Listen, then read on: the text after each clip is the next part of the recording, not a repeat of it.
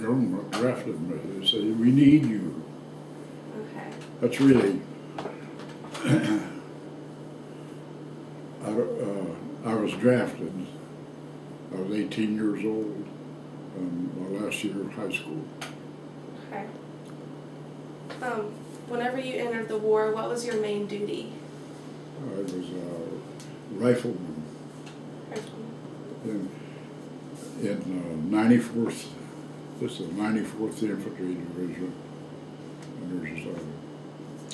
there's 3 battalions in a division, well, not in a regiment. And I was in a 3rd Battalion, 302nd Infantry, in a 94th Division. Okay. What type of missions did you do? Mission. Yeah. I was a rifleman, killed Germans. Oh, okay. That was the mission. It's kind of ugly, but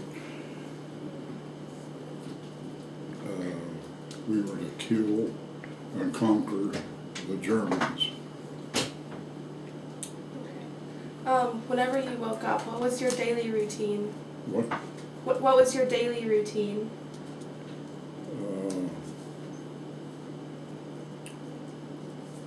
Attack and conquer, I guess. Okay. That was attack the Germans and the German soldiers, and free the French people. The French, when we got through France, we entered Belgium, and we rescued a lot of people in prisons and killed Germans. I hate to say that, but that was our duty, to kill the German, kill the enemy. Before you entered into the war, did you have to train? What? Did you have to train for the war? Oh, yeah. I was drafted in 1944 by the Army, and they sent me to Camp Wheeler, Georgia. That was the name of the camp. And we went through 17 weeks of training, and I came home. This is in 1943. We were sent home for what they called a delay and ride. And then I they sent us to Boston. We boarded ship there and got off the ship in England. And do you want all this stuff? That's okay. Huh? We boarded ship in New York and went to England, got off the ship, got on a small ship, went across the channel into France. That was in 1943. What are some stories of funny times? What are some stories that you might have of funny good times in the war? Well, I was seasick all the way across the ocean and the English Channel. There were fun times. There were a few, but I don't. We landed in France at Omaha Beach, and the first action I saw was in Metz, France. That's about 60 miles from the coast. In Metz, France. That's the first action I saw. In fact, my buddy was wounded there, and I patched him up with his first aid kit, and then I looked him up after I got home, after the war, and they sent him home. He was hit right here, so he was wounded. How were you told that you could come home, and how did that feel to you? How did it feel? Yeah. It was great. You're happy? See, this is in 1944.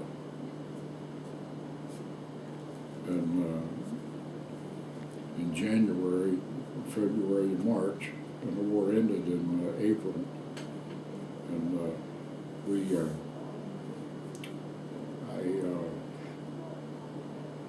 let me think. The first action I saw was right outside of Metz, France. In fact, my buddy that I went through basic training with, he was hit, wounded right there. But I got the guys that shot him, and they had a machine gun. I killed both of them. And if you want to, you want to hear that stuff? Yeah, I don't care. Huh? If whatever you want to tell us. That's the first time I was shot by rifle. And that was in France. Then we bypassed Paris and went to Belgium. And in the Battle of the Bulge. And that was in December and January of 40. December of 44, January of 45, 1945. What did you do when you returned home? I had a lot of fun. I remember the day I come home.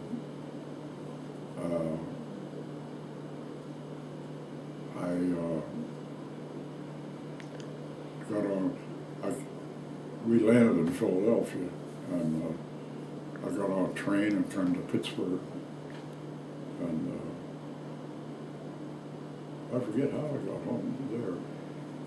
Oh, I took a bus to Butler, Pennsylvania, and they came and picked me up there, my family. Okay. And that was in 1946.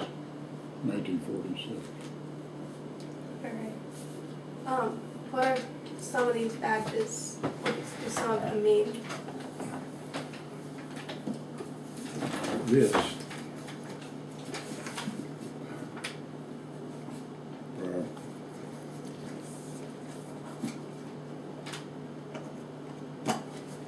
I was no hero. This is just.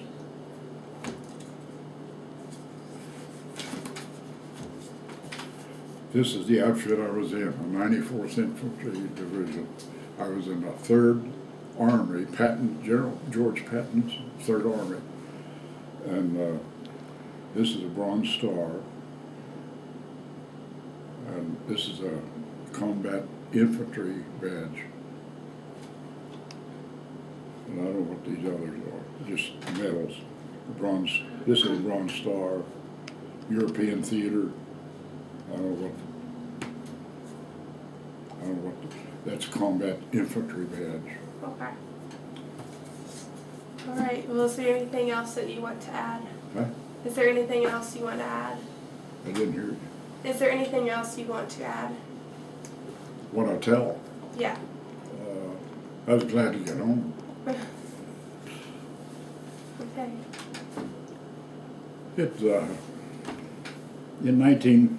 I was drafted in 1943. And I landed in England in December, I think. No, November. We got on a ship and went to France. Landed in Le Havre, France. And the first action I saw was just outside of Paris. Mm-hmm.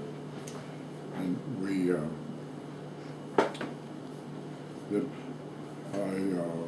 they took us to, we went to Belgium, and snow up to your knees. And it was cold, cold, cold. And we conquered Belgium, and we were in a race to cross the Rhine River. We were the 2nd Division, the 94th Infantry Division. We were the 2nd Division to reach the Rhine River and cross it. Mm-hmm. That's the only time I saw General George Patton. with his pearl handle revolvers when we crossed the Rhine River. When we got there, Patton, I got a picture of him. He peed in the Rhine River when we crossed it. He said, I wanted to do that. He was a good officer. He was a good general. Tell them about the time when you were at Lampeden, towards the end, and the Germans would cross. Yeah, we I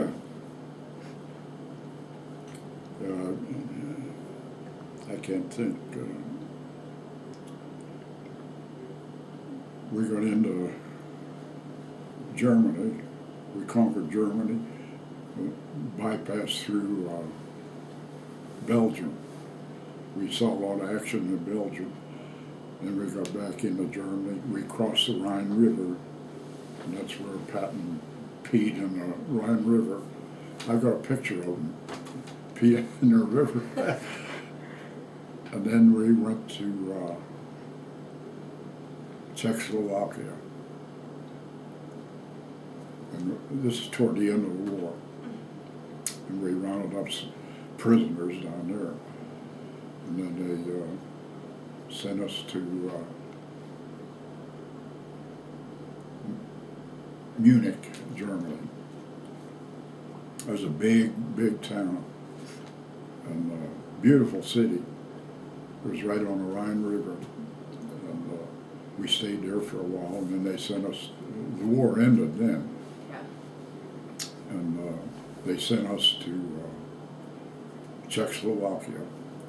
And we rounded up stray German prisoners there. And I forget, that was the end of the war. Tell me about the time when you taking that town, Lampeden, and the Germans in rowboats would come across and. The last battle we were in, this is a little country village, Lampeden, and we took that town in the evening, and my squad, there's 12 guys in a squad, and we put all civilians. I never will forget the name of the town, Lampeden, just a little country village. There's a church in it, and a school, and we rounded up all civilians. There weren't very many of them. We put them in the church. And my squad, 12 guys,